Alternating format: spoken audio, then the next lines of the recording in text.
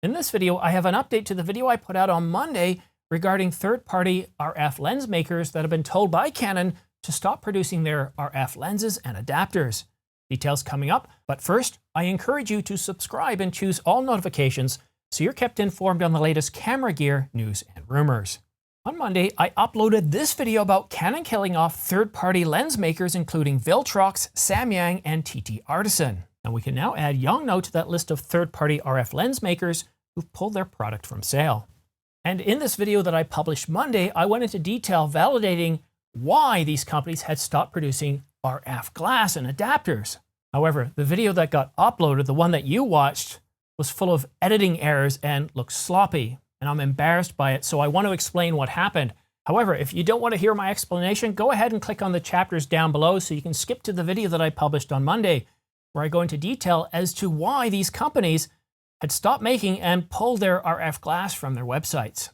This here is the video that I had uploaded on Monday, and at first everything looks good. Everything looks smooth and edited well, but then here you can tell that something isn't quite right. You can see graphics that aren't properly cropped into the screen. You can see graphics that aren't fully populated, and you can also hear me reading off a script without any B-roll over top. And then, of course, I repeat the whole thing over again, giving you a feeling of deja vu and, well, that I just don't care about my work.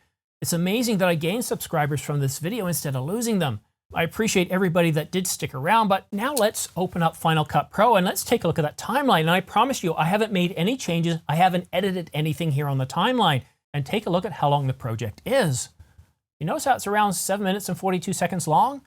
That's about 45 seconds or less than the video that got exported. So why could this happen? Did I make a mistake? No, I certainly didn't. This is an issue that I had before, and I called Apple, talked to the Final Cut Pro team, make sure that I do a render all when I export. And every time I've done it since, and once before I caught the issue again, I closed Final Cut, I loaded it back up, and I did a render all. Well, this time it was late. I thought everything was good. I didn't bother to check, and when I do export, I export to Compressor, and right here in the application, it shows me how long the project is. And if that doesn't match the project that I'm editing on, it's usually time to close Final Cut, load it back up, and do a render all. Well, this time I didn't catch it. And so that's why the video that I uploaded on Monday is 8 minutes and 30 seconds long instead of 7 minutes and 42 seconds. Still, it's embarrassing. And I understand that this is a bug and the software should work properly, but I should have checked the time. I should have checked it. This is a video that's gotten over 8,000 views.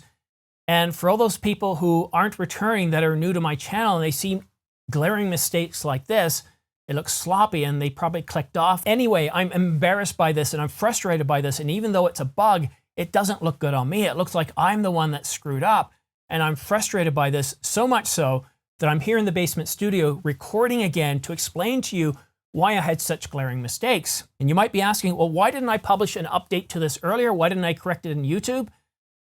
Well, you see, I get comments all the time, and I got one of these and I thought, well, okay. And on the second one, I looked on my computer to see if there was any errors. And I really didn't see anything because I was looking in Final Cut Pro and everything looked good. So I dismissed it. But this morning I thought, let's take another look. And so this time I opened up the video I had exported instead of Final Cut, and I was embarrassed. And I went into YouTube to try and edit it out, but YouTube is so slow, it takes a long time to work. So I thought, what better way to do than to explain to you rather than just reposting the image and you going, Simon, didn't you already publish this video? What's going on? Are you getting sloppy? So anyhow, without further ado, here's the original video in the Final Cut version that you should have seen. Samyang recently stopped making and selling Canon RF lenses without any details as to why, which is sad because Samyang made some very good entry-level and mid-range lenses, but then suddenly stopped without any reason. And now Viltrox has suddenly pulled their RF lenses from their storefront. While they're still selling EF and EFM lenses, all RF products have been pulled from their store. And this is a shame. I have had experience with Viltrox lenses. This right here is the 85mm f1.8. It's an RF mount lens, and I tested it on the Canon EOS R5. And yes, when you compare it to L series glass from Canon, well, there's no comparison. This is a sharper lens. The lack of aberration is amazing. It's a very, very fast lens, but it's also around $2,000 Canadian.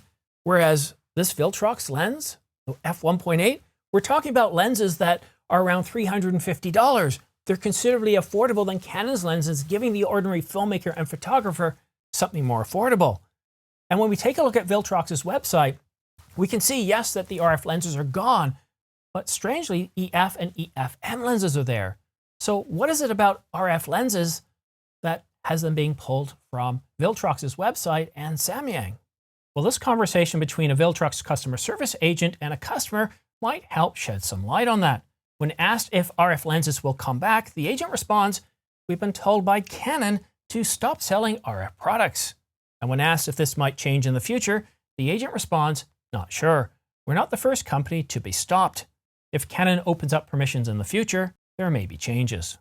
So what is it about the RF mount that enables Canon's legal team to come down like a bag of wet hammers on the competition to get them to stop making any RF lenses or RF products in general? Is it something to do with the hardware, the software, or the firmware, or a combination therein? Back in the 1980s, Apple was very good at preventing people from, well, making or reverse engineering Macintosh computers, and they did that because they put certain code in the firmware that if they reverse engineered and were able to copy that, well, Apple could stop them and did.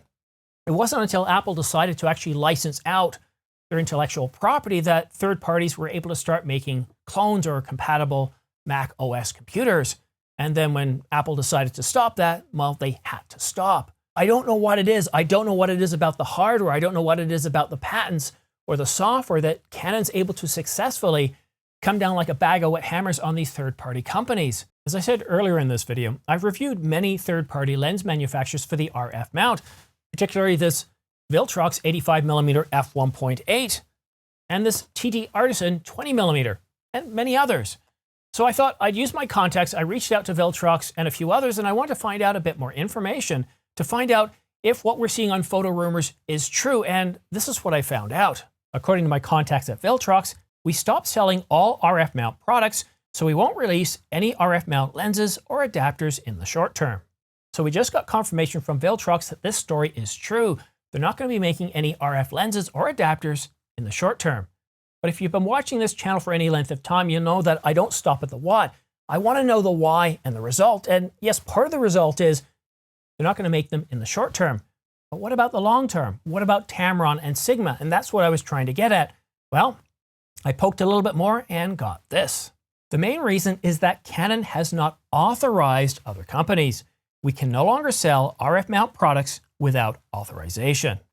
Did you just get chills down the back of your neck into your shoulders? Well, I just did, and maybe it's because it's cold here in the basement studio. But with that statement, what that tells me is Canon's got something in their intellectual property regarding the RF mount that prevents anybody from producing RF mount products without Canon's specific authorized permission. And what that means is, unless Canon wants to share profits with others, we're not going to see any Tamron or Sigma lenses. We still see some third-party lens manufacturers for the RF mount producing lenses. TT Artisan is still selling lenses, and several others are as well. But I think those days are numbered.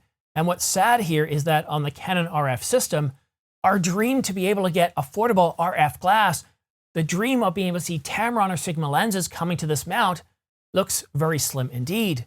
And a couple of years ago, when there was an interview with Sigma, their CEO, he was very cagey on what we might see in terms of RF glass in the near future. He didn't specify a date. He just said they're very busy, they're at capacity.